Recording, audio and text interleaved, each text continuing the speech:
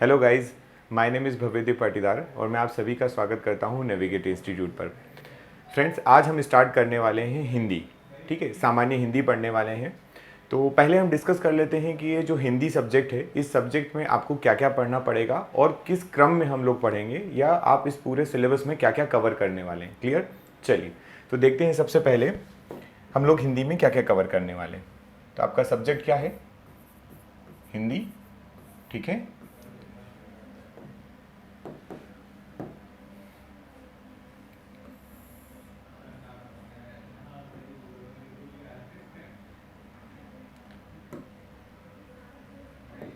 चलिए फ्रेंड्स, तो अपना सब्जेक्ट है हिंदी, जिसको हम बोलते हैं सामान्य हिंदी। क्या है ये? अपनी सामान्य हिंदी है।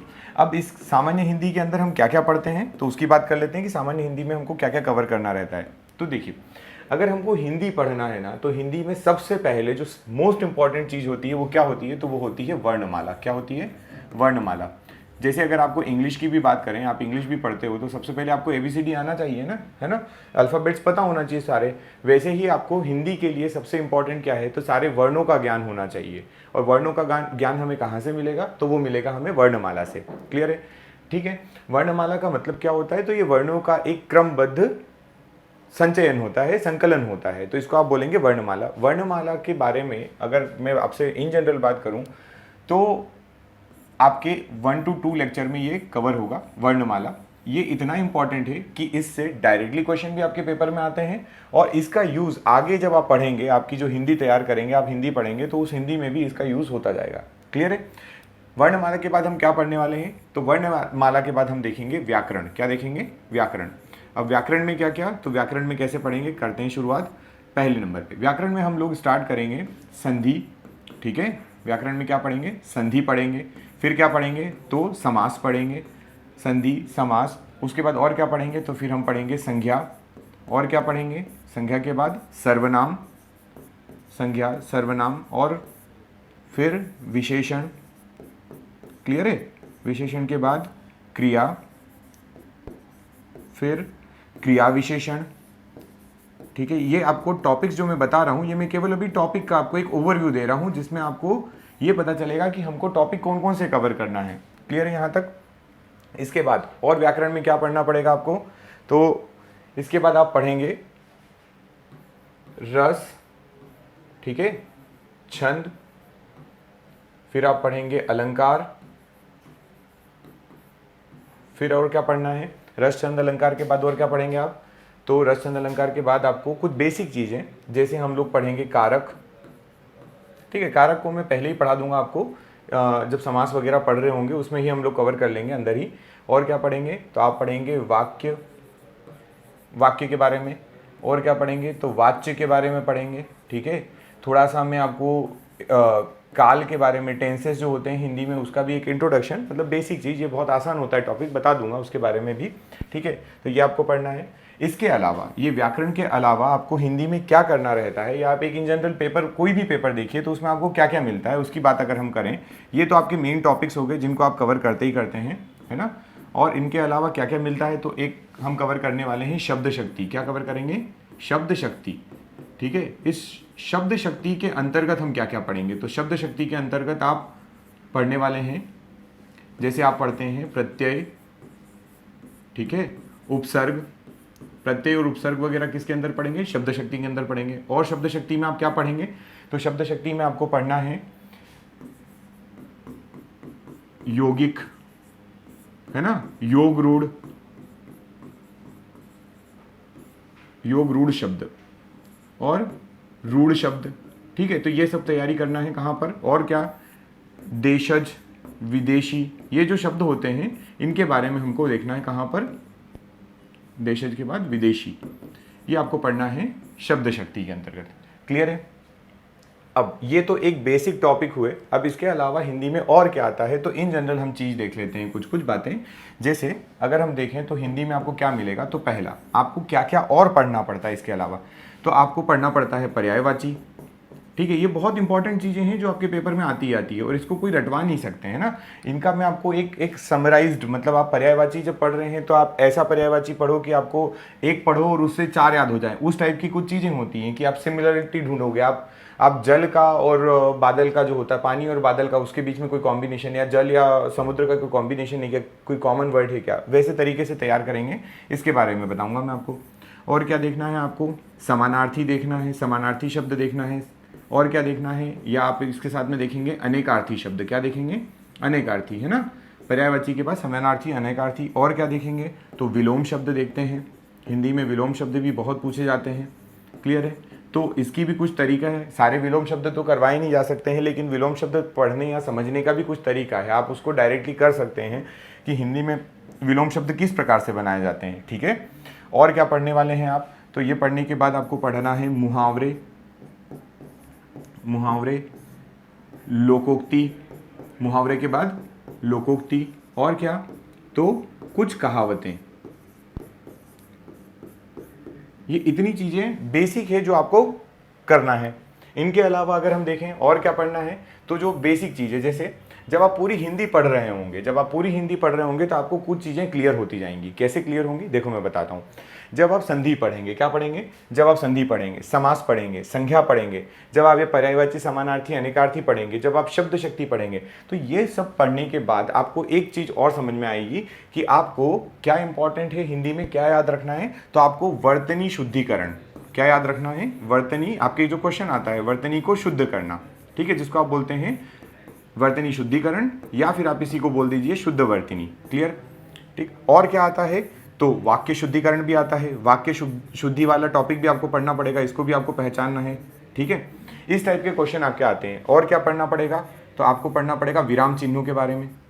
किसके बारे में पढ़ना पड़ेगा, विराम चिन्ह, जिनको आप पंक्चुएशन मार्क बोलते हो, कि कौन सा चिन्ह कब लगना चाहिए, कहाँ लगना चाहिए, उस तरीके से।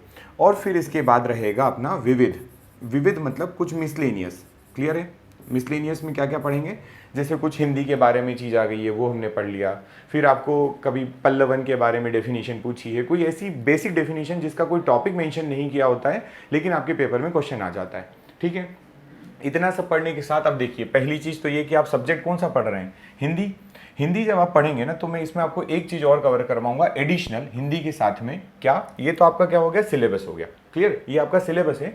हिंदी के साथ में जो हम कवर करने वाले हैं वो हिंदी का इतिहास कवर करेंगे। क्या करेंगे, हिंदी का इतिहास से लगाकर, इतिहास से लगाकर, मतलब इतिहास तो पढ़ेंगे ही पढ़ेंगे, वर्तमान रूप तक। हम कहाँ तक आएंगे, वर्तमान स्वरूप या वर्तमान रूप, इसको जो भी आप बोलना चाहें वहाँ तक आएंगे कि हिंदी का वर्तमान रूप कैसा है।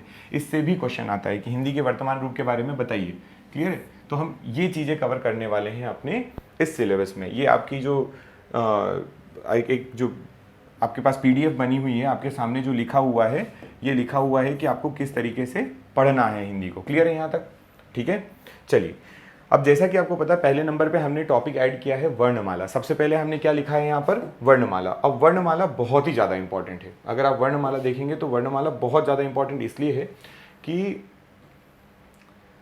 आप कोई भी पेपर उठा के देख लो, कोई भी पेपर उठा के देख लो, उसमें 2 से 3 क्वेश्चन जो होंगे आपको केवल और केवल किस पे मिलने वाले हैं, वर्णमाला के ऊपर मिलेंगे, क्लियर है ये बात, है ना। तो वर्णमाला आपके लिए बहुत ज़्यादा इंपॉर्टेंट है। उसके बाद धीरे धीरे करके अगर आपने वर्णमाला बहुत अच्छे से पढ़ ली, वर्णमाला के सारे टॉपिक देख लिए हैं, वर्णों के क्रम को याद कर लिया है, मतलब आपने पूरी वर्णमाला को एज इट इज़ जैसी वो है अगर ऐसा याद कर लिया है, तो आपके लिए ये जो व्याकरण के पॉइंट्स हमने लिखे हुए हैं ये पढ़ना ज़्यादा आसान हो जाएगा, क्योंकि इनमें हर जगह पर वो हिंदी का वर्णमाला यूज़ होगी, ठीक है।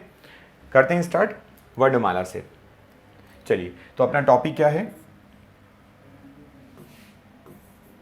वर्णमाला। क्या है अपना टॉपिक,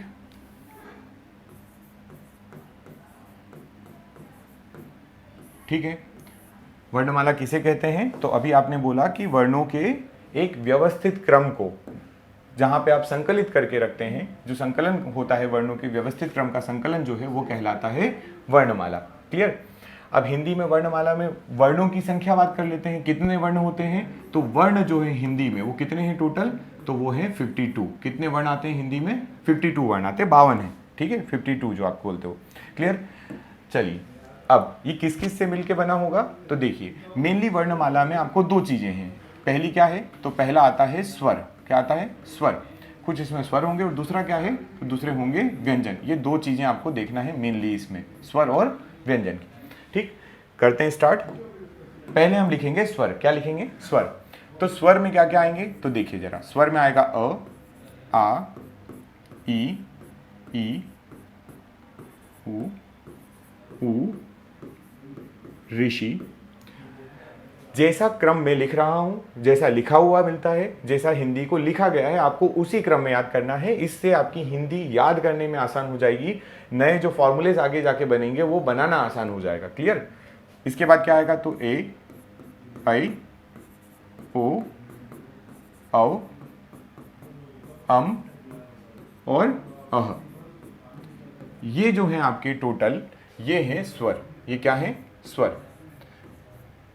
अब आप बोलेंगे ये सारे स्वर नहीं हैं, ये दोनों स्वर की गिनती में नहीं आते हैं। ठीक है, आप क्या बोलेंगे? ये दोनों स्वर की गिनती में नहीं आते। ठीक है, नहीं आते तो अपन देख लेंगे कहाँ आते हैं ये, है ना, ये बाद में देख लेंगे। अभी केवल आप इसको रखिए कि हाँ, ये इनके अलावा ये जो आपके पास लिखे हुए हैं अम अह के अलावा सभी क्या है? स्वर है। क्लियर यहाँ तक? चलिए, इसके बाद मैं इधर व्यंजन लिखूंगा और कुछ बचेंगे उनको वर्णों को उधर लिखेंगे हम लोग। क्लियर? तो देखिए, अब हम लिखते हैं किनको? व्यंजन वर्णों को। तो व्यंजन वर्ण में कैसे करना है, आपको क्या याद रखना है? तो आपको सबसे पहले तो आपको ये याद रखना है कि सीक्वेंस वाइज आते कौन कौन है। ठीक है, तो आप ऐसे याद रखेंगे क, च, ट, त और प। ये आप पहले याद रखिए। इनको आप बोलिए क, च, ट, त, प। क्या बोलेंगे? क, च, ट, त, प। और इनके आगे हम लिखने वाले हैं इसके अंतर्गत कौन कौन से वर्ण आते हैं। ठीक, तो क में कौन आएगा? तो क वाला जो होता है इसमें आते हैं क, ख, ग, घ और ड। ठीक है, ये किस में आते हैं? क में आते हैं। क्लियर? इसके बाद च में कौन आता है? तो च में आता है च, छ, ज, झ और ञ। ठीक है, ये सब ये वर्ण आएंगे इसमें। उसके बाद और कौन आएगा? तो ट वर्ण, ट वर्ग को अगर अपन देखें तो यहाँ कौन आता है? ट, ठ, ड, ढ, है ना, ट, ठ, ड, ढ और ण। ये ट वाले वर्ग होंगे। फिर त में कौन आता है? त, थ, द, ध और न। फिर उसके बाद कौन है? प है। तो प में कौन आएगा? तो प में आते हैं प, फ, ब, भ और म। क्लियर? अब देखिए, आपने ऐसा क्यों लिखा कि क में ये आते हैं, च में ये आते हैं, ट में आते हैं? ये इसलिए ऐसा लिखा हुआ है क्योंकि ये जो हैं पहले के 5 आपको जो दिख रहे हैं ये कहलाते हैं क वर्ग के वर्ण। क्या कहलाते हैं? क वर्ग के वर्ण। कितने होंगे? 1 2 3 4 5। क वर्ग में कितने वर्ण होंगे? 5। फिर आपको बोलेंगे कि ये जो आपने नीचे लिखा च, छ, ये क्या है? तो ये च वर्ग के वर्ण हैं। क्लियर? उसी तरीके से इनको सबको अपने प्रथम अक्षर के अनुसार बोला जाता है वर्ग है। तो हम अगला क्या बोलेंगे? हमारे पास ये ट वर्ग है। फिर क्या बोलेंगे? ये हमारे पास कौन सा वर्ग है? त वर्ग है। फिर हमारे पास है प वर्ग। क्या यहाँ तक बात क्लियर है? ठीक है, तो ये टोटल अभी आपके क्या हुए? ये 25 व्यंजन हुए हैं। क्या हुए हैं? ये 25 व्यंजन है आपके। ठीक, ये अभी 25 व्यंजन है और अपन देख रहे हैं अभी इनकी बात करते हैं। ये हो गए, बात खत्म। ठीक है, चलिए अब इसके बाद हम देखते हैं अब और बचे हुए हैं अपने पास कुछ और क्या क्या बचा है तो देखते हैं जरा। अब आता है आपके पास य, र, ल और व। ये किधर आएंगे? तो ये बिल्कुल प के नीचे स्टार्ट होते हैं। य, र, ल, व। किसके नीचे? प के नीचे। ठीक है, फिर कौन आएगा? तो आएगा श, षटपुंग का श, स और ह।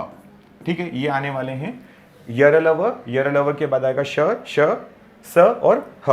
और इसके नीचे कौन आएगा? तो फिर आएंगे श, त्र, श्र और ज्ञ। ठीक है, ये इस तरीके से अगर आप देखेंगे, ठीक है, तो आपके पास अ से ज्ञ तक अभी आप देखेंगे कितने वर्ण हो गए। तो अगर आप यहाँ से काउंटिंग करेंगे तो ये 3 और 4 7, 7 4 11 और 2 13, 13 और 25 ये मतलब आपके पास टोटल हो गए हैं 38, 13 और 25 38, 38 और ये आपके पास है 12, मतलब टोटल 50 हो गए। कितने हो गए? 50। अब आपने बोला था वर्णमाला में कितने वर्ण होते हैं टोटल, आप बोल रहे हो कि वो 52 होते हैं। कितने होते हैं? 52। ठीक है, तो 52 में 2 और बाकी रह गए ना। तो जो 2 बाकी रह गए हैं वो कौन कौन है? तो वो है आपके ड के नीचे आपकी बिंदी और एक होगा ढ के नीचे बिंदी, ढक्कन के नीचे। ठीक, तो ये 2 वर्ण और हैं और इनसे ये 51, 51 और ये आपका 52वां वर्ण। क्लियर है? ये आपके पास टोटल हो गए हैं 52 वर्ण हिंदी के। ये है आपकी वर्णमाला। आपको वर्णमाला एज इट इज़ याद रखना है, कुछ भी करिए आप इसको, कैसे भी याद रखिए, हिंदी में आपको ये वर्णमाला ऐसी ही याद होना चाहिए। क्लियर है यहाँ तक बात? चलिए अब देखिए, वर्णमाला क्या इतनी ही थी? नहीं, अभी तो आपने केवल वर्णमाला या वर्णों के क्रम को देखा है। किसको देखा है? वर्णों के क्रम को। अभी बाकी है इनके क्लासिफिकेशन, या इनमें से कौन सी चीज़ को क्या बोला जाता है। क्लियर है? तो सबसे पहले अपन चलते हैं, पहले हम स्वर व्यंजन और इनके बारे में बात कर लेते हैं, फिर उसके बाद आगे बढ़ेंगे। ठीक, चलिए देखिए, सबसे पहले अब हम बात करने वाले हैं स्वर के बारे में। किसके बारे में बात करेंगे? स्वर के बारे में। तो स्वर, ठीक है, चलिए देखो, हिंदी में अगर हम बात करें कि हिंदी में स्वरों की संख्या कितनी है, हिंदी में क्या पूछा जाए आपसे कि हिंदी में स्वर कितने हैं, तो हिंदी में स्वरों की संख्या जो है वो कितने हैं? टोटल 11। हिंदी में स्वर कितने माने गए हैं? 11 माने गए हैं। और यही अगर स्वर आपसे संस्कृत में पूछे होते हैं, किस में पूछे होते हैं? संस्कृत में पूछे होते, तो आप वहीं पर संस्कृत में बोलते ये कितने हैं, तो आप बोलेंगे ये 13 है। क्लियर? तो हिंदी में कौन से 11 स्वर? तो जहां पर आपने स्वर लिखा था, ये जो स्वर लिखा था आपने, इस स्वर में आपके ये वाले 11 जो ऊपर 7 है और नीचे जो 4 हैं, ये 11 आपके कहलाते हैं स्वर। इन अम और अह को स्वर नहीं बोला जाता, ये हमने अभी बात की थी। क्लियर है? तो हम बोलेंगे हिंदी में जो 11 स्वर हैं वो कौन कौन से हैं, तो उनके एक बार मैं आपको नाम फिर से लिख के बता देता हूँ पास में। देखिए जरा कौन होते हैं? अ, आ, ई, छोटा ई, बड़ा ई, छोटा ऊ, बड़ा ऊ, ऋषि, फिर उसके बाद ए, उसके बाद आई, उसके बाद ओ, और लास्ट में है आपका औ। क्या ये 11 हो गए हैं? 2, 2 4, 2 6, 2 8, 10 और 11। ये आपको याद रखना है, हिंदी के क्या है? ये स्वर है। संस्कृत में 13 कौन से? अम और अह को ऐड कर लोगे तो वो संस्कृत के बन जाएंगे। आपके 11 स्वर हिंदी के होते हैं। क्लियर यहाँ पे इतनी बातें? ठीक है। अब हम बात करते हैं स्वर के प्रकार की। किसकी बात करने वाले हैं? स्वर के प्रकार की। तो देखिए जरा, स्वर के क्या देख रहे हैं हम लोग? प्रकार देख रहे हैं। ठीक है, स्वर के प्रकार कितने प्रकार के होते हैं स्वर, उनकी बात कर लेते हैं। तो पहली बात, आपको इन जनरल अगर क्वेश्चन आएगा तो आप बताएंगे स्वर के जो होते हैं वो टोटल 4 प्रकार होते हैं। कितने प्रकार होते हैं? स्वर के 4 प्रकार होते हैं। कौन कौन से होते हैं तो देख लेते हैं। कभी कभार यही 4 ना बोलकर वो बोलता है कि 2 प्रकार के होते हैं। कितने प्रकार के? 2 प्रकार के। ठीक, तो अभी हम जो देखने जा रहे हैं वो कितने हैं? 4 प्रकार के हैं टोटल। ठीक, स्वर पहले नंबर पे, पहला इसमें से 4 प्रकार में आपको डायरेक्टली ऐसे बताता हूं। पहले नंबर पे देखिए, पहला कौन सा होगा? तो जिसको हम बोलते हैं लघु स्वर। क्या बोलते हैं? लघु, या इसी का जो नाम है, लघु का ही दूसरा जो नाम है वो है ह्रस्व स्वर। कौन सा है? ह्रस्व स्वर। ठीक है, तो ये जो लघु या ह्रस्व स्वर होते हैं ये कितने होते हैं? तो ये टोटल होते हैं संख्या में 4। कितने होते हैं? ये 4 होते हैं। ठीक है, और ये 4 होने के बाद इनको आप लघु स्वर या ह्रस्व स्वर किसको कहते हैं? तो हम यहाँ पे इनकी डेफिनेशन जो बताते हैं वो बोलते हैं कि जिनके उच्चारण में, क्या बोल रहे हैं? जिनके उच्चारण में सामान्य समय लगे। जिनके उच्चारण में कौन सा समय लगे? कैसा समय लगे? सामान्य समय लगे, उसको बोला जाता है लघु स्वर। ठीक है, सामान्य समय लगने का मतलब है कि ज़्यादा टाइम ना लेकर ही क्या हो जाए? उच्चारण हो जाए इनका। ठीक है, तो कौन कौन से होते हैं? तो देखिए, ये पहले नंबर का, तीसरे नंबर का, ये 5वां, ये 7वां, ये जो आपने लिखे एक एक गैप करके लिखे हुए हैं, ये आपके क्या है? ये आपके लघु स्वर हैं। क्लियर? तो इनको अपन लिख लेते हैं। लघु स्वर हमारे कौन से हैं? तो आप बोलेंगे ये लघु स्वर जो है ये है अ, आपका छोटा ई, ऊ और एक ऋषि।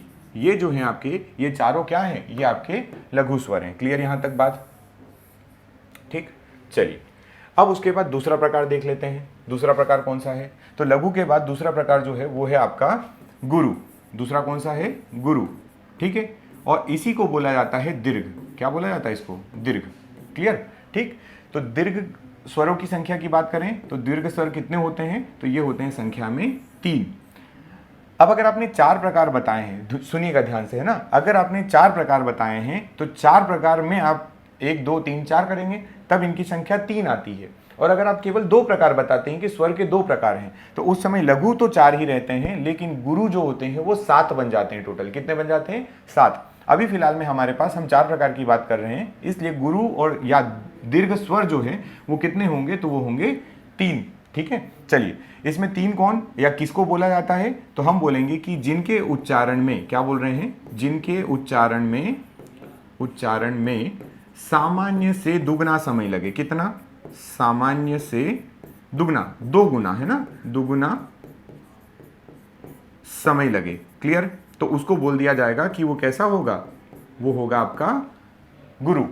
अब इन तीन की बात कर लेते हैं कि वो तीन कौन कौन से हैं। तो ये देखिए, सेकंड, फोर्थ और सिक्स्थ जो हैं ये गुरु हैं। मतलब आप इनको बोलेंगे आ, बड़ा ई और बड़ा ऊ जो हैं आपके, ये क्या हैं, ये दोनों आपके क्या हैं, दीर्घ स्वर के अंतर्गत आते हैं। ठीक है, इसके बाद तीसरे प्रकार की बात कर लेते हैं। तीसरा प्रकार कौन सा है, तो तीसरा प्रकार जो है उसको आप बोलते हैं संयुक्त स्वर। क्या बोलते हैं, संयुक्त स्वर। अब संयुक्त स्वर का मतलब क्या है, जैसा कि ये नाम ही इंगित कर रहा है, इसका मतलब ये है, पहली बात तो ये कि इनकी संख्या बताइए आप। तो इनकी संख्या जो है वो टोटल 4 है। कितनी है, 4। होते क्या है, तो संयुक्त का मतलब जो योग से बने हो। क्लियर? तो आप बोलेंगे कि जो या वे स्वर, क्या बोलेंगे इसको, डायरेक्टली बोलिए, वे स्वर जो किसी अन्य स्वर के योग से बने हो। किससे बने हो, अन्य स्वर के योग से बने हो। ठीक है, योग से बने हो। ठीक है, अब ऐसे कौन हैं जो अन्य किसी के योग से बने हुए हैं, तो उनकी संख्या 4 जो हम लिख रहे हैं वो कौन कौन है, तो देखिए जरा, वो है आपके ए, आई, ओ और औ। तो आप यहां बोलेंगे पहले नंबर पे आपका कौन, ए, और कौन है, तो आप बोलेंगे इसको आई, फिर कौन है, तो बोलेंगे ओ, और कौन है, तो आप चौथे नंबर पे बोलेंगे कि ये कौन है, औ। ठीक है, ये 4 है। अभी कैसे बनता है देखेंगे। अभी हम इसके आगे थोड़ा सा देख लेते हैं कि अगला जो चौथा प्रकार है, वो चौथा प्रकार कौन सा है, तो चौथा प्रकार जो है वो माना गया है प्लुत स्वर। क्या माना गया है, प्लुत स्वर। ठीक है, ये वे स्वर होते हैं जो वर्णमाला में स्थान तो नहीं पाते, वर्णमाला में इनका स्थान नहीं होता है, लेकिन इनकी ध्वनि जो होती है, उच्चारण की ध्वनि जो होती है स्वर वाली होती है, और ये काफी लंबे समय तक, मतलब सामान्य से 3 या उससे ज्यादा गुना समय लेते हैं।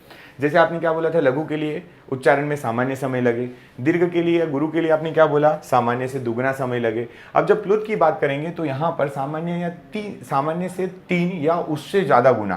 क्लियर? तो प्लुत के लिए आप क्या बोलेंगे, जिनके उच्चारण में क्या है, सामान्य से 3 गुना या अधिक, 3 गुना या अधिक समय लगे। ठीक है, उसको आप बोल देंगे कि ये क्या हो जाता है, प्लुत स्वर कहलाता है। ठीक है, एग्जाम्पल अगर आपसे पूछे तो आप एग्जाम्पल में कैसे बोलते हो, तो आप एग्जाम्पल जैसे ओम होता है ना, तो ओम ऐसा होता है, इसका जो उच्चारण है वो, तो ये आपका क्या हो जाता है, ये प्लुत स्वर में आता है। यहाँ तक बात समझ में आ गई क्या सभी को, क्लियर है यहाँ तक बात? ठीक है, चलिए अब एक चीज और देखते हैं इसमें एक्स्ट्रा, कि आपने जो ये संयुक्त स्वर बोला था, क्या बोला था कि संयुक्त स्वर होते हैं, कितने होते हैं, टोटल 4 होते हैं। अब उन 4 में ये जो आपके पास बने हुए हैं, ये किससे बने हैं, किन्हीं अन्य स्वरों के योग से बने हुए हैं। तो भाई साहब अन्य स्वर कौन, मतलब अन्य स्वर किसके योग से बनेंगे, तो वो देख लेते हैं किसके योग से बनते हैं। ठीक है, तो कुछ नहीं करना है, सिंपल है, बहुत आसान है। देखिए जरा, आप क्या करेंगे, अ के साथ में जब ई मिलाते हो, क्या मिलाते हो, अ के साथ में जब आप ई मिलाते हो तो आपके पास ए आता है। मतलब ये जो बना हुआ है वो अ प्लस छोटे ई से बना है। किससे बना है, अ प्लस छोटे ई से। क्लियर? वहीं पर अगर ए की बात करते हैं, ए के बाद ए की बात करते हैं, तो ये कैसे बनेगा, तो आपका एक अ के साथ में अगर आपने ए को मिला दिया, किसको मिला दिया, ए को मिला दिया, तो वो बना देगा ए। क्लियर? उसके बाद ओ कैसे बनता है, तो ये बनता है अ के साथ में ऊ का उच्चारण होने से। किसका, ऊ, छोटा ऊ का जब उच्चारण होगा अ के साथ में तो वो बनेगा ओ। और औ कैसे बनेगा, तो ये बनेगा जब अ के साथ में उच्चारण हो जाए किसका, ओ का, तो ये बन जाएगा औ। क्लियर है यहां तक बात? तो ये आपके पास टोटल जो आपने देखा ये क्या है, ये आपके पास है स्वर के प्रकार। किसके प्रकार हैं ये, स्वर के प्रकार। ठीक है, कितने प्रकार के, 4 प्रकार के। अगर ये 2 प्रकार के होते तो किस प्रकार से होते, संयुक्त हट जाता और प्लुत हट जाता। फिर क्या होता, लघु या ह्रस्व स्वर जो होते हैं वो फिर भी 4 प्रकार के होते हैं, लेकिन गुरु जो होता है या दीर्घ स्वर जिसको आप कह रहे हैं, वो 3 की जगह कितना हो जाता, 7 हो जाता। ठीक है, तो ये टोटल आपका क्या था, ये स्वर के भेद थे, या इनको आप बोलेंगे स्वर के प्रकार हैं। ठीक है यहां तक? अब इसके बाद स्वर के बाद हम किसको देखेंगे, व्यंजन को। स्वर के बाद किसको देखेंगे, व्यंजन को। ठीक है, चलिए, तो अगला क्या है अपना, व्यंजन।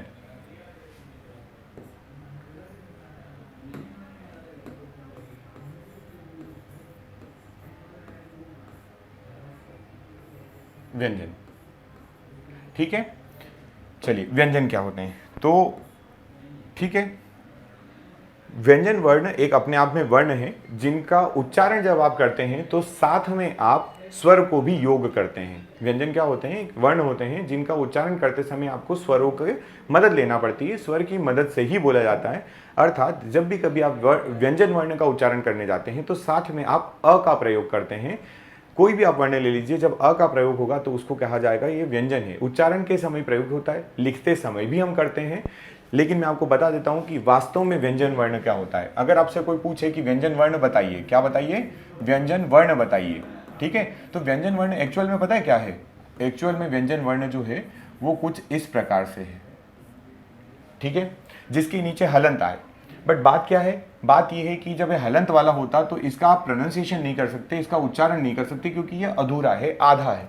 तो हमको क्या करना पड़ता है, हम इसके साथ किसी स्वर का मेल करवा देते हैं और स्वर के मेल होने से ये बन जाता है ये व्यंजन। ठीक है, ये पूर्ण व्यंजन बनता है। ये क्या है, अधूरा, आधा। क्लियर है, ठीक। तो अब व्यंजन देख लेते हैं कि व्यंजन के टाइप्स कितने हैं, कौन कौन से प्रकार हैं, या बोलना चाहिए व्यंजन के भेद कौन कौन से होते हैं। ठीक, तो देखिए व्यंजन के भी जो भेद माने गए हैं हिंदी में वो 4 माने गए हैं। कितने माने गए हैं, 4 प्रकार का। तो हम यहाँ पे अगर इसको लिखें कि इसका हम क्या देखने जा रहे हैं, प्रकार, या इसी को आप बोलते हैं भेद। क्या बोलते हैं, भेद। ठीक, तो टोटल कितने प्रकार का है, तो टोटल जो व्यंजन है वो 4 प्रकार का होता है। कितने प्रकार का होता है, 4 प्रकार का।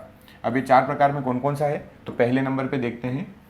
सबसे पहले जो है वो है स्पर्श व्यंजन। क्या है, स्पर्श व्यंजन।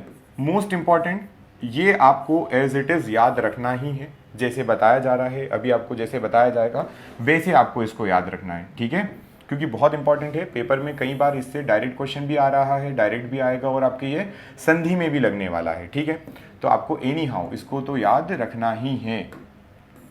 चलिए देखते हैं ये स्पर्श व्यंजन क्या होते हैं। तो संख्या में अगर बात करें तो ये कितने होते हैं, तो कुल 25 होते हैं। कितने होते हैं स्पर्श व्यंजनों की संख्या कितनी है, कुल 25 है। ठीक, ये एक तो स्टार मार्क याद रखो इसको कि ये कितने होते हैं, टोटल 25 होते हैं। कौन कौन से होते हैं, तो जैसा कि हमने अभी देखा था पहली वाली स्लाइड में, ये सारे वर्ग के वर्ण कौन कौन से, क च ट त प के जो वर्ण होते हैं ये टोटल 5 इधर और ये टोटल 5, तो 5 5 25 होंगे टोटल।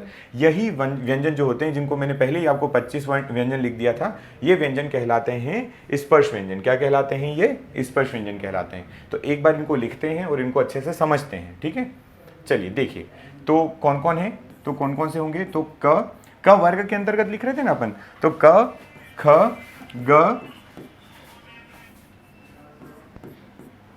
घ और ड। ठीक है, फिर कौन आएगा, तो च वर्ग आएगा, च छ ज झ और य। फिर कौन आएगा, क च ट ट ठ फिर ड, है ना, ये वाला ये बिंदु है। ठीक है, और यहाँ पे कौन आएगा, ढक्कन, और फिर आएगा ये ण। फिर कौन आएगा, क च ट त क च ट त त थ द ध, और कौन आएगा, तो न। फिर कौन आएगा, फिर उसके बाद आता प फ ब भ और म। ये आपके 25 वर्ण व्यंजन वर्ण। आप इनको किस तरीके से बोलते हो, आप बोलते हो कि ये हमारे जो हैं वो क्या हैं, ये हमारे हैं क वर्ग। इनको आप बोलते हो ये हमारे क वर्ग हैं। इनको आप क्या बोलते हो, ये हमारे च वर्ग हैं। क्लियर, इनको आप क्या बोलते हो, ये हमारा ट वर्ग है, और ये हमारा त वर्ग है। क्लियर है, और ये हमारा है प वर्ग। क्या है ये, प वर्ग। इतना होने के बाद चलिए ये तो क्लियर है। अब आप बोल सकते हैं, आप क्वेश्चन पूछ सकते हैं कि सर ये जो आपने लिखा है अभी फिलहाल में, ये जो आपने क वर्ग लिखा, क्या लिखा, क वर्ग जो लिखा, इस क वर्ग में इन्हीं 5 वर्णों को क्यों लिया, आपने इस क वर्ग में इन्हीं 5 वर्णों को क्यों लिया। आप ज़्यादा भी तो ले सकते थे, या नीचे वाले आपने वर्ण इसमें क्यों नहीं लिए हैं। तो देखो मैं इसका आपको आंसर बताता हूँ। ठीक है, इसका आंसर क्या है ये देख लेते हैं अपन पहले। ठीक, एक सेकेंड।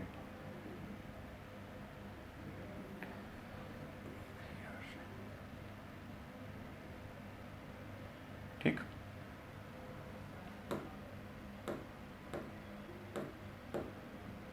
ठीक है, सबसे पहले क्या है अपना, ये जो क वर्ग है इसको देख लेते हैं कि इस क वर्ग को हमने यही 5 वर्ण इसमें क्यों लिए हैं। ठीक है, चलिए तो सबसे पहले ये जो क वर्ग है ना, ये क वर्ग में क्या होगा कि आपके ये पांचों ये पांचों जो होंगे, ये पांचों जो वर्ण हैं, इन पांचों वर्णों को आप कहाँ से उच्चारित करेंगे? तो इनका उच्चारण जो होता है वो कंठ से होता है। कहाँ से होता है? कंठ से। तो आप इनको बोलेंगे ये कंठ कहलाते हैं। क्या कहलाते हैं? ये कंठ कहलाएंगे। क्लियर? जिनका उच्चारण कहाँ से हो? कंठ से हो। ठीक है।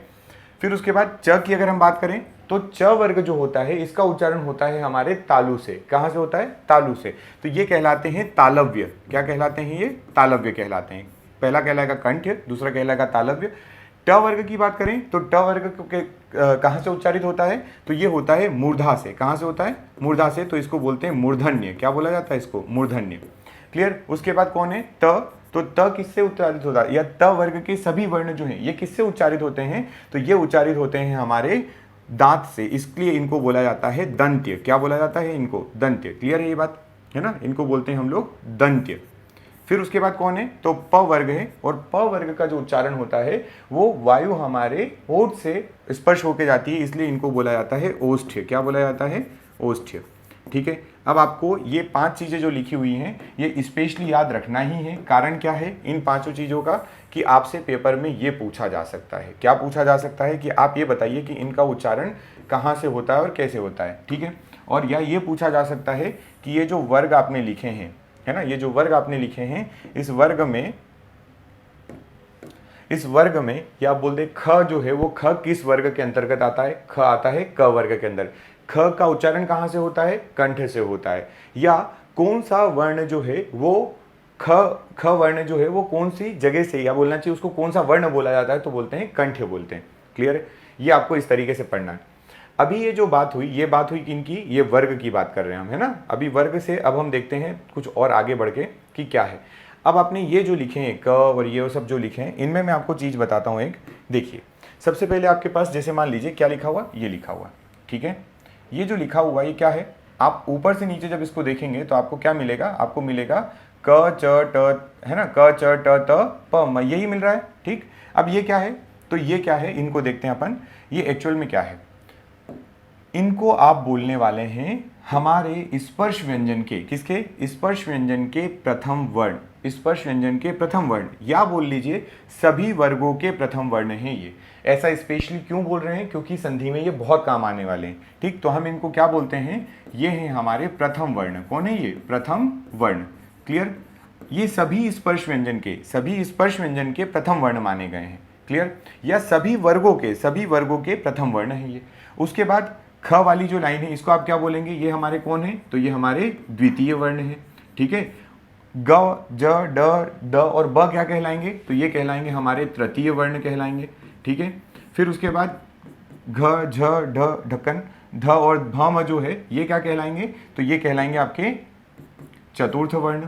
क्या कहलाएंगे? चतुर्थ वर्ण। और उसके बाद ये जो 5वें नंबर पे हैं इनको आप बोल देते हैं ये पंचम वर्ण है। कैसे हैं ये? पंचम वर्ण। क्लियर? तो ये आपको इस तरीके से याद रखना है, काम आएगा बाद में आपने। ठीक। आगे बढ़ते हैं।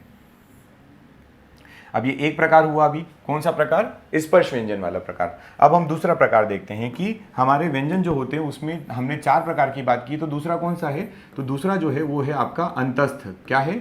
अंतस्थ व्यंजन। क्लियर? अंतस्थ व्यंजन। ठीक। अंतस्थ व्यंजन की बात कर लेते हैं। ये कौन कौन से होते हैं? तो पहली चीज इसमें क्या याद रखेंगे आप? कि ये संख्या में कितने होते हैं। पहली चीज आप क्या याद रखेंगे? कि ये संख्या में कितने हैं। तो आप इनको बोलेंगे ये हमारी संख्या में कुल जो होते हैं वो होते हैं 4। कितने होते हैं? 4। अंतस्थ व्यंजन कौन से? तो इनको आप बोलते हो ये क्या होते हैं? य, र, ल और व। ये आपके हैं अंतस्थ व्यंजन। य, र, ल, व। ठीक है। अंतस्थ व्यंजन क्यों बोला गया है? क्योंकि इनका उच्चारण करते समय वायु जो है वो घुमक कर बाहर निकलती है, हमारे मुंह में घूम कर बाहर निकलती है, य, र, ल और व बोलते समय। तो इनको बोला गया है अंतस्थ व्यंजन। क्लियर है? चलिए इसके बाद नेक्स्ट हमारा क्या है? तो नेक्स्ट हमारा है तीसरे नंबर पे जो प्रकार है वो कौन सा है? इनको आप बोलेंगे, या तो आप इनको बोल दीजिए संघर्षी। इनको क्या बोल दीजिए? संघर्षी। या फिर आप इसको बोलिए ऊष्म व्यंजन या ऊष्मीय व्यंजन, है ना। ऊष्म व्यंजन भी बोला जाता है, संघर्षी भी बोला जाता है, इसी को बोला जाता है। क्लियर? दोनों नाम इसी के हैं। तो इनके बारे में बात कर लेते हैं। संघर्षी या ऊष्मी क्या होते हैं? ठीक है। चलिए पहला क्वेश्चन इसका क्या है कि संघर्षी या ऊष्मी कितने प्रकार के होते हैं या कुल कितने होते हैं? तो हम इनको बोलेंगे ये कुल जो होते हैं संख्या में ये भी कितने हैं? चार हैं। कौन कौन से हैं? तो ये चार जो हैं वो हैं श षटकोण का, स सरोते का और ह हलवाई का। ये आपके क्या हैं? ये आपके संघर्षी व्यंजन है। अब आप पूछेंगे संघर्षी क्यों बोला जा रहा है? संघर्षी इसलिए बोला जा रहा है क्योंकि इनके उच्चारण के समय वायु जो है वो हमारे मुख में ऐसे स्पर्श करके निकलती है कि वो संघर्ष करती है। संघर्ष मतलब उसमें घर्षण होता है, ठीक है। तो घर्षण की वजह से और घर्षण होने की वजह से क्या ऊष्मीय प्रभाव देते हैं, इसलिए इनको ऊष्मीय व्यंजन भी बोल दिया गया है। ठीक है, यहाँ तक बात है ना। अब इसके बाद आगे बढ़ते हैं। ठीक, अगला क्या है अपना? फोर्थ नंबर पे अपन देखते हैं। फोर्थ हमारा है आखिरी प्रकार जो है वो कौन सा है? तो वो है अपना संयुक्त व्यंजन। कौन सा है? संयुक्त व्यंजन। अब ये संयुक्त व्यंजन क्या होते हैं इनको देख लेते हैं और ये कितने होते हैं। ठीक है, तो संयुक्त व्यंजन की संख्या की बात करो तो जिस प्रकार से आपने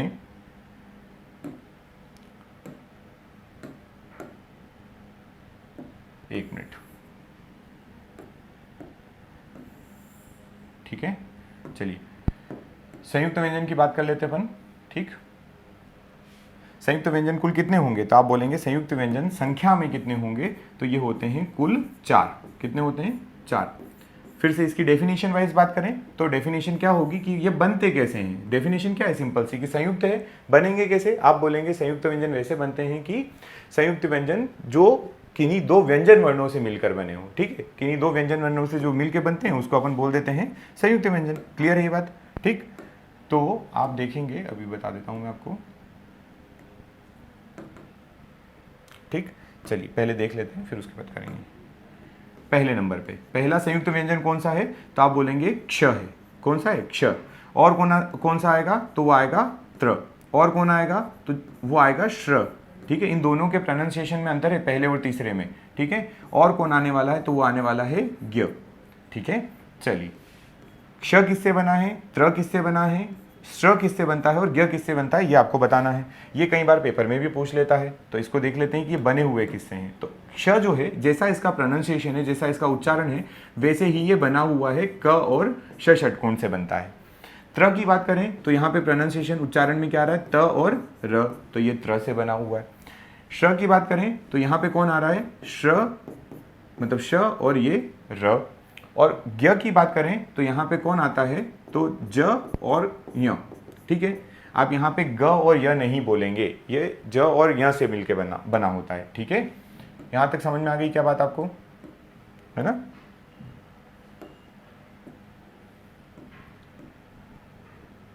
चलिए इसको देखते हैं अपन थोड़ा सा, ये थोड़ा ऊपर नीचे हो गया।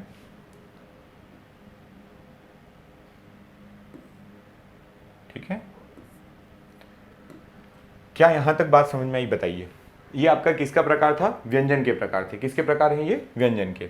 अब इसके बाद और क्या बचा? तो अच्छा, एक चीज हमने यहाँ पे नहीं लिखी है, जो हम लिख देते हैं, ऐड कर देते हैं, इंपॉर्टेंट है जो। क्या चीज नहीं लिखी है? तो आप कहेंगे कि आप बताइए हिंदी में कुल व्यंजन वर्णों की संख्या, कुल व्यंजन कितने हैं हिंदी में? क्या बोला गया है? कुल व्यंजन कितने हैं? तो कुल व्यंजन की अगर हम बात करें तो हिंदी में कुल व्यंजन की संख्या है 33। कितने हैं? 33 व्यंजन होते हैं। ठीक, उनके प्रकार की बात करें, 4 प्रकार। कौन कौन से प्रकार? आपने 4 देख लिए। एक होगा स्पर्श व्यंजन, एक होगा अंतस्थ व्यंजन, एक होगा संघर्षी या ऊष्मीय या ऊष्म, और एक होगा संयुक्त। ये आपके पास 4 प्रकार के कौन है? व्यंजन वर्ण है। आगे देखते हैं और बढ़ते हैं आगे। नेक्स्ट, अब और क्या आता है? तो और हम बात करेंगे, 2 चीजें और आती हैं आपकी। क्या आएगी? तो एक आता है जिसको हम कहते हैं अयोगवाह। क्या कहते हैं? अयोगवाह। ठीक है, अब ये अयोगवाह क्या चीज है? ये कहां से आ गया? अभी तो स्वर और व्यंजन से ही मिलके बनी थी, अब अयोगवाह कहां से आ गया? तो याद करिए पहली वाली स्लाइड जब हमने देखी थी, जब हमने यहाँ देखा था तो हमने क्या बोला था कि ये दोनों अम और अह जो हैं ये संस्कृत के स्वर हैं। हिंदी में इनको स्वर में गिना नहीं जाता है, या इनकी काउंटिंग जो है स्वर में नहीं की जाती है हिंदी में। तो इनकी गणना कहाँ की जाती है? अब हिंदी में अगर स्वर नहीं किया जा रहा है तो क्यों नहीं किया जा रहा है? और अगर हिंदी में इनको लिख रहे हो तो इनको आप क्या कहेंगे? ना तो ये स्वर है, ना ही ये व्यंजन है। तो उसी के लिए हम देखते हैं, हमें अयोगवाह पढ़ना है। क्या पढ़ना है? अयोगवाह। अभी अयोगवाह क्या होंगे? तो हम इसकी एक डेफिनेशन छोटी सी लिखते हैं। अयोगवाह किसे कहा जाता है? तो अयोगवाह कहते हैं वे वर्ण, क्या बोलेंगे? वे वर्ण जो स्वर और व्यंजन, वे वर्ण जो स्वर और व्यंजन दोनों के गुणों को रखते हो। किसको? स्वर और व्यंजन दोनों के गुणों को दर्शाते हो। दोनों के गुणों को क्या करे? दर्शाए, ठीक है, या प्रदर्शित करते हो, दर्शाते हो। उनको हम बोल देंगे कि वो क्या है? आपके अयोगवाह हैं, ठीक है, पहली चीज हो गई। दूसरा, आप बोलेंगे ये कुल कितने हैं? तो अयोगवाह की जो संख्या हिंदी वर्णमाला में वो कितने हैं? 2 हैं। कौन कौन है? तो 2 में एक है आपका अम, ठीक है, और दूसरा कौन है? अह। दूसरा कौन है? अह। ये दोनों जो हैं अम और अह, ये क्या है? आपके अयोगवाह आते हैं। इन दोनों को आप बोलेंगे कि ये क्या है? ये आपके स्वर और व्यंजन दोनों की गुणों को प्रदर्शित करने वाले हैं। अम का मतलब ये क्या है? अम, और एक आपका आएगा इसके साथ में अनुस्वार, ठीक है, अनुस्वार। और अह कैसा बनेगा? तो अ के साथ में आने वाला है विसर्ग। क्या आएगा? अ के साथ में विसर्ग। तो ये कहलाते हैं आपके अयोगवाह। इसमें भी अब देखें तो ये दोनों क्या हैं आपके? तो ये दोनों स्वर हैं। ये दोनों क्या हैं? अ तो दोनों स्वर ही हैं, और ये विसर्ग, ये बोलना चाहिए अनुस्वार, और ये विसर्ग जो है ये क्या है? तो ये व्यंजन का उच्चारण देते हैं, है ना। ये न का उच्चारण देता है, ये ह का उच्चारण देता है, इसलिए ये किसके योग से बने? स्वर और व्यंजन के योग से बनते हैं। दोनों के गुणों को दिखाते हैं, इनको कहा जाता है अयोगवाह, ठीक है। चलिए देखिए आगे बढ़ते हैं, एक टॉपिक और देख लेते हैं क्या है। तो अब हम बात करते हैं किसकी? अब हम बात करते हैं कि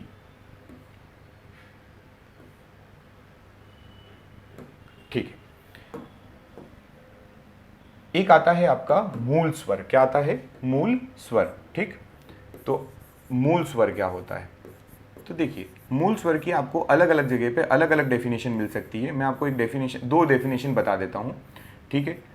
पहली डेफिनेशन तो ये कि मूल स्वर वो होगा जो सभी वर्णों के में जुड़ा हुआ होगा ही होगा, सभी वर्णों में जुड़ा होगा, सभी व्यंजन वर्ण जो होंगे उसमें आपको एक स्वर मिलेगा, या बोलना चाहिए कि जिसके ऊपर आपकी ये वर्णमाला आधारित है।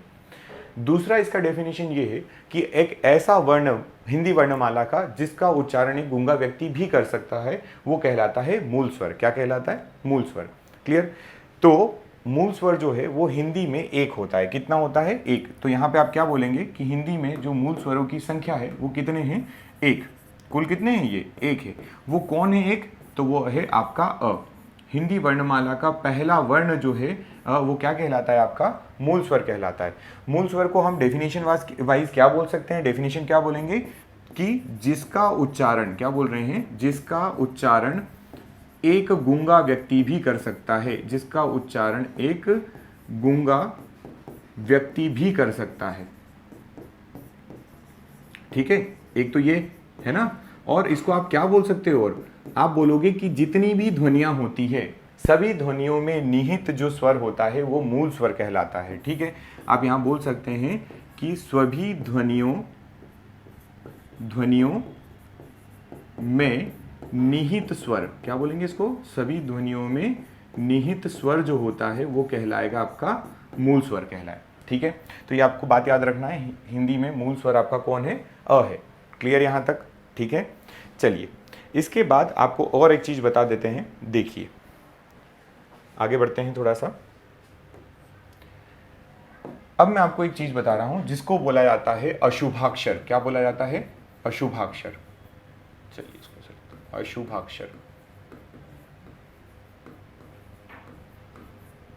अशुभाक्षर का क्या मतलब है? जैसे अगर आप इसको संधि विच्छेद करेंगे तो आपको ऑटोमेटिकली ये पता चलेगा अशुभ और अक्षर लिखा है। क्या लिखा है? अशुभ और अक्षर।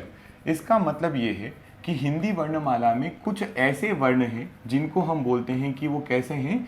अशुभ हैं, ठीक है। अशुभ होने का मतलब क्या है? तो हम इनको बोलेंगे, इसका डायरेक्टली आप समझ सकते हैं कि जिन वर्णों से, क्या बोल रहे हैं? जिन वर्णों से कोई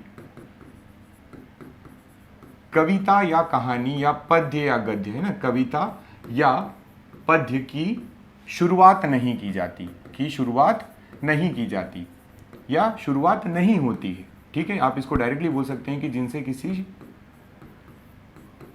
कविता या पद्य की शुरुआत नहीं होती, या बोल दीजिए कि कोई अक्षर ही नहीं बनता है, उनको बोला जाता है अशुभाक्षर, ठीक है। ये होता कौन है? तो देखिए अशुभाक्षर जो होता है उसके बारे में आप बोलेंगे कि अशुभाक्षर जो होता है वो सभी वर्गों के, किसका? सभी वर्गों के पंचमा अक्षर में प्रथम तीन या क्या बोलेंगे, क, च और ट वर्ग के पंचमाक्षर, क्या बोलेंगे, इसके पंचमाक्षर जो होंगे मतलब पांचवें अक्षर जो होंगे, ठीक है, उनको कहेंगे हम क्या, अशुभाक्षर। देख लेते हैं कौन से हुए वो, अभी देखे थे हमने। देखिए ये हैं पंचम अक्षर। पंचम अक्षर में आप क्या बोलने वाले हैं कि वो वाले वर्ण जो क्या हैं, जिनसे कोई भी वर्ण या जिससे कोई भी कविता शुरू नहीं होगी। तो वो देख लेते हैं कौन कौन से हैं। वो हैं आपके ये, ठीक है, क्लियर यहाँ पे बात है ना। ये आपके जो होंगे ये क्या कहलाएंगे, ये कहलाएंगे आपके अशुभाक्षर, जो मैंने गोला बना दिया है, ठीक है। इनको फिर से लिख लेते हैं अपन एक बार। ये कौन कौन से होते हैं तो इनकी बात कर लेते हैं। कौन कौन से हैं ये, एक है आपका ड, और कौन है तो न्य, और कौन है आपका तो न। ये तो तीन हुए। दो और आते हैं, दो वो जिनको आपने बोला था कि हमारी हिंदी वर्णमाला का 51वां और 52वां वर्ण है, ठीक है। तो आपके ये दो वर्ण और आ जाएंगे। ये टोटल आपके 5 जो वर्ण आपको बोर्ड पे दिख रहे हैं, ये ऐसे वर्ण हैं जिनसे कभी भी किसी भी कविता या पद्य की शुरुआत नहीं की जाती है, ठीक है। यहाँ तक बातें बताइए, ये बातें समझ में आ गई।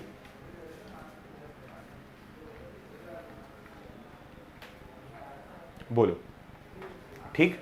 चलिए, अब आप बार बार बोल रहे हैं कि ये दो वर्ण है ना, इनको हम देख लेते हैं कि ये है क्या एक्चुअल में, ठीक। ये दोनों जो हैं इनको आप बोलते क्या हैं, इनको देख लेते हैं थोड़ा सा। तो ये दोनों जो हैं, ये दोनों स्पेशली क्या कहलाते हैं, इनको देखते हैं। तो ये दोनों कहलाते हैं द्विगुण व्यंजन। क्या कहलाते हैं, द्विगुण व्यंजन, ठीक है। या इन्हीं को कहते हैं उच्छिप्त। क्या कहते हैं, उच्छिप्त व्यंजन, ठीक है।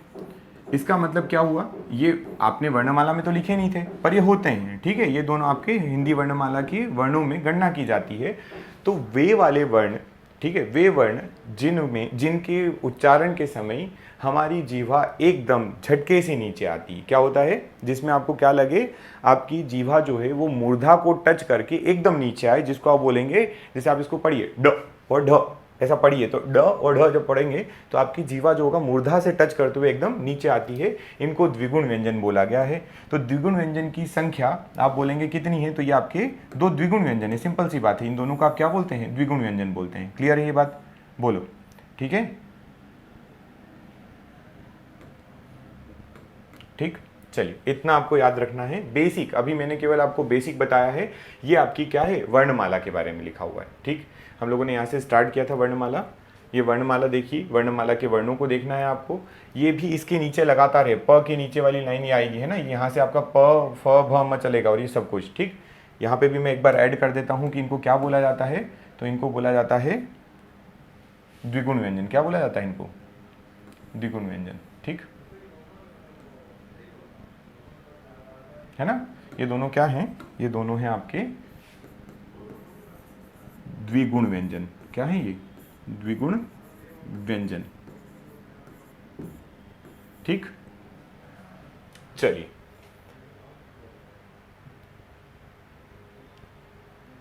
अब क्या देखेंगे हम, तो अब हम, ये तो हो गई हमारी बात किसकी, वर्णमाला की बेसिक बातें हुई हैं अभी, और धीरे धीरे चलता रहेगा, ठीक। अब मैं आपको बता देता हूं हिंदी में मात्राएं क्या दिखाते हैं, बता देते हैं। हम लोग क्या सीख लेते हैं, मात्राओं की बात कर लेते हैं हिंदी में, ठीक है।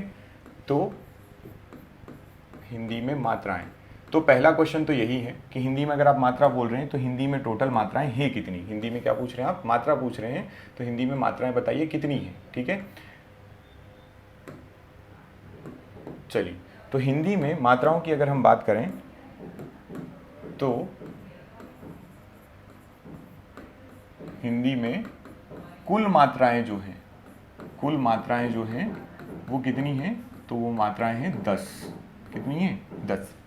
चलिए, मात्राएं कहते किसको हैं, सबसे बड़ी बात तो ये है कि अगर आपसे पूछे कि आप बताइए मात्रा तो बता रहे हैं लेकिन मात्राएं कहेंगे किसको, तो देखिए, जब कभी हम क्या बोलेंगे, जब स्वर वर्ण का योग, किसका योग? स्वर वर्ण का योग, है ना, किसके साथ हो जाए? किसी व्यंजन के साथ हो जाए।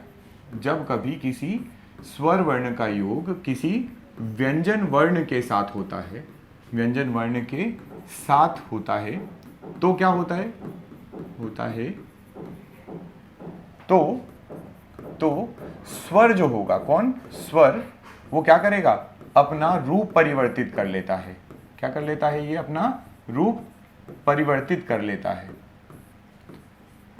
है और यही रूप परिवर्तन जो है उसी को क्या कहते हैं हम? जिसे हम कहते हैं मात्रा, मात्रा कहते हैं। ठीक है, यहां तक बात ठीक? तो इसमें 2-3 बातें आपके लिए इंपॉर्टेंट है। पहली चीज, स्वर का योग किसके साथ होना चाहिए? व्यंजन के साथ। रूप कौन परिवर्तित कर ले? तो स्वर, और उसको हम बोलते हैं मात्रा। ये आपको इस डेफिनेशन में याद रखना है। ठीक है, चलिए अब हम देखते हैं कि मात्रा होती कौन कौन सी है। ठीक है, तो मात्राएं देख लेते हैं कौन कौन सी होंगी। तो मात्राएं, अ जो होता है ये आपका मूल स्वर है। क्या है ये? मूल स्वर, और ये आपके हर वर्ण के अंदर ऑलरेडी होता ही होता है। तो अ जो मूल स्वर है उसको हम लोग, इसकी कोई मात्रा नहीं होती। पहली बात तो कोई मात्रा नहीं अ, क्योंकि आपके सभी वर्णों के बीच में ये आता ही आता है। सभी वर्ण इसी से बने हुए हैं, सभी वर्णों में इसी का योग है, तो इसकी कोई मात्रा नहीं है। इसके बाद आपके पास कौन है? तो आ है, छोटा ई, बड़ा ई, ऊ, बड़ा ऊ और ऋषि, ये हो गए। और कौन है? तो और आपके पास है, अब आपके पास आता है ए, फिर आता है आई, फिर आता है ओ और फिर आता है औ। तो ये टोटल आपके पास कितने हो जाएंगे? ये आपके पास 3 और 3 6 और ये 4 10। अब इनकी मात्राएं कैसी होती है? तो आ की जो मात्रा होती है वो ये होती है। क्लियर? ठीक। फिर ई की मात्रा, ई की मात्रा वर्ण से पहले की तरफ से चलती है। बड़े ई की मात्रा जो होगी वो वर्ण में बाद में आएगी। फिर ऊ की मात्रा जो होती है उसको घुमाकर आप ऐसे लिखते हैं। बड़े ऊ की मात्रा की बात करें तो बड़े ऊ की मात्रा जो होती है वो कुछ इस प्रकार से लगेगी। ऋषि की जो मात्रा होती है, ऋषि की मात्रा होती है ऐसी। क्लियर? क्लियर? जैसे आप गृह बोलते हो तो गृह में ऐसा होता है। फिर उसके बाद ए की मात्रा की बात करें तो ए में ये मात्रा लगने वाली है। ठीक है। फिर उसके बाद ऐ की मात्रा की बात करते हैं तो ऐ में ये लगेगा। ओ की मात्रा कैसी होगी? तो ओ की मात्रा जो होती है वो इस प्रकार से होती है। ओ की मात्रा कुछ इस प्रकार से होती है। और औ की जो मात्रा होती है वो होती है आपकी ये। ठीक है, तो ये आपकी क्या है? हिंदी में मात्राएं हैं। ये आपको याद रखना है। टोटल कितनी मात्राएं हैं? 10 है। ठीक, चलिए अब इसके बाद एक चीज और है, उसको देख लेते हैं अपन। ठीक,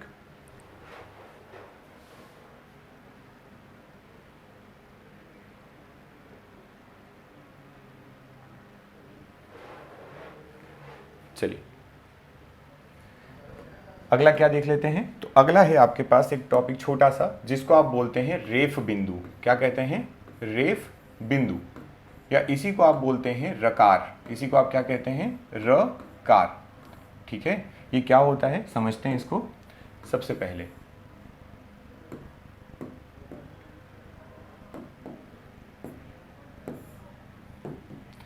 तो देखिए ये क्या लिखा हुआ है कि जब कभी आप नॉर्मली देखेंगे ना तो आपको व्यंजन वर्ण का जब किसी स्वर वर्ण का जब किसी व्यंजन के साथ योग होगा तो आपने क्या बोल दिया कि स्वर व्यंजन के साथ जब आता है तो वो उसकी मात्रा के रूप में बदल जाता है या रूप परिवर्तित करके मात्रा बन जाता है। व्यंजन अगर व्यंजन के साथ में आता है तो क्या होता है? एक व्यंजन आधा हो जाता है, वो दूसरे व्यंजन के साथ किसी तरीके से जुड़ जाता है। अगर मान लीजिए वहां पर आपका व्यंजन में एक ऐसा वर्ण है जिसका नाम है र, और वो र आ रहा है। क्या आ रहा है? र आ रहा है। जब कभी र किसी व्यंजन के साथ जुड़ता है तो वो किस प्रकार का विकार उत्पन्न करेगा, उसी को हम बोलते हैं रकार। क्या कहते हैं? रकार। ठीक है, या इसी को बोलते हैं रेफ बिंदु। तो हम यहां बोलेंगे जब र का योग, किसका योग? र का योग किसके साथ हो? र का योग हो किसके साथ? व्यंजन के साथ हो। व्यंजन के साथ हो। ठीक है, जब र का योग व्यंजन के साथ हो तब र का रूप परिवर्तन, र का क्या? रूप परिवर्तन जो है वो कहलाता है रकार। ठीक है, कितने तरीके से होता है तो देख लेते हैं। चलिए पहले नंबर पे देखते हैं। पहले नंबर पे आप देखेंगे कि जब आप र जोड़ते हो, क्या करते हो, र को जब ऐड करते हो तो आपके पास, मैं पहले एग्जाम्पल देता हूं तो ज़्यादा क्लियर होगा। देखो एग्जाम्पल देखिए, उदाहरण देखिएगा इसका। उदाहरण क्या है, लिखा हुआ है परिवर्तन। क्या लिखा है, परिवर्तन। ठीक, ये जो परिवर्तन लिखा हुआ है इसमें अगर आप देखेंगे तो र जो है वो किस तरीके से जुड़ा है, ऊपर र। तो आप पहला प्रकार बोलेंगे कि वो कुछ इस प्रकार से जुड़ जाए। र किस प्रकार से जुड़ जाए, इस प्रकार से। अच्छा, इस प्रकार से जब वो जुड़ता है तो इसको आप पैक करके रखिए अभी थोड़ी देर के लिए। ठीक है, ये आपका क्या हुआ, र जुड़ा। और ये जुड़ा किस प्रकार से, तो ये जुड़ता है इस प्रकार से कि आपका वर्ड जो आपने वर्ण लिखा है, क्या लिखा, त, लेकिन जब आप पढ़ते हो परिवर्तन तो र जो है वो त से पहले आता है।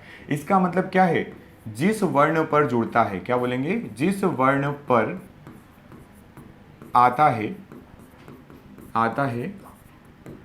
उच्चारण, हाँ इसको ऐसे लिखिए, जिस वर्ण पर आता है उससे पहले इसका उच्चारण होता है। क्या होता है, इसका उच्चारण होता है। एग्जाम्पल आपको समझ में आ ही गया है, ठीक है ना।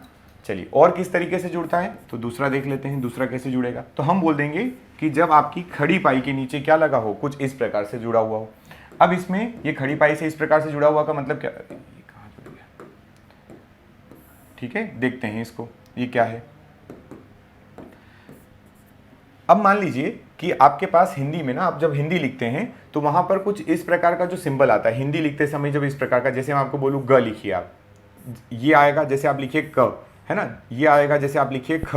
क्लियर है ये बात। तो ये जो आपको डंडी दिख रही है, एक केवल खड़ी लाइन जो दिख रही है, ये क्या कहलाती है, तो ये कहलाती है हिंदी में खड़ी पाई। क्या कहलाती है, खड़ी पाई।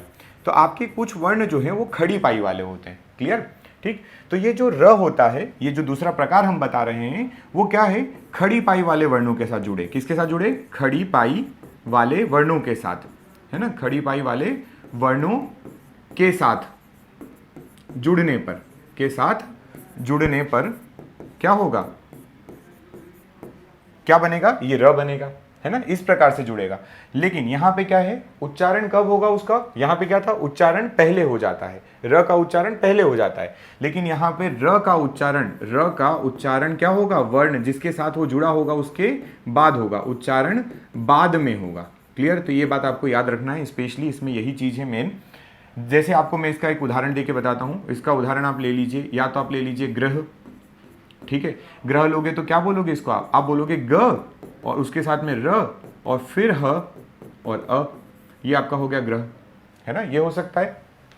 और क्या हो सकता है, इसको आप क्रम भी ले सकते हो। क्रम भी कैसा लिखे रहेगा, तो क्रम कुछ इस प्रकार से लिखा रहेगा, ठीक है। चलिए, और क्या है, तो एक और तरीका होता है, तीसरा तरीका, जहां पर आप देखोगे कि आपका र कुछ इस प्रकार से जुड़ा हुआ है, ठीक है। ये क्या प्रकार है, इसको देख लेते हैं अपन, इसको अच्छे से कर लेते हैं कि ये किस तरीके से जुड़ा हुआ है।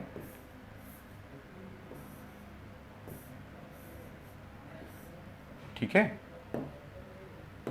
चलिए देखते हैं ये क्या है। जब वर्ण में खड़ी पाई ना हो, है ना, जब वर्ण बिना खड़ी पाई का हो, कैसा हो, जब वर्ण बिना खड़ी पाई का हो, बिना खड़ी पाई का हो, ठीक है। और उच्चारण क्या हो, र का उच्चारण कब हो, र का उच्चारण बाद में हो, र का उच्चारण बाद में होना चाहिए। उसी को अपन बोलेंगे कि हमारा र इस प्रकार से जुड़ेगा। जैसे आपको मैं एक एग्जांपल देके बताता हूं, उदाहरण इसका, आप कोई भी एग्जांपल ले लीजिए। जैसे आप द्रव लिखते हैं, क्या लिखते हैं, द्रव लिखते हैं, तो ये देखिए आपने द ऐसे लगाया द्रव में, ठीक है। आप और एग्जांपल ले लीजिए, आप ले लीजिए ट्रम्प में आप ऐसे ट्रम्प लगाए हैं, है ना। तो ये चीज क्या है, र का योग तो हुआ, लेकिन कब, जब खड़ी पाई नहीं होती है तो वो कुछ इस प्रकार से जुड़ जाता है। ठीक है, यहां तक बात समझ में आई। ये आपका क्या था, रेफ बिंदु या रकार।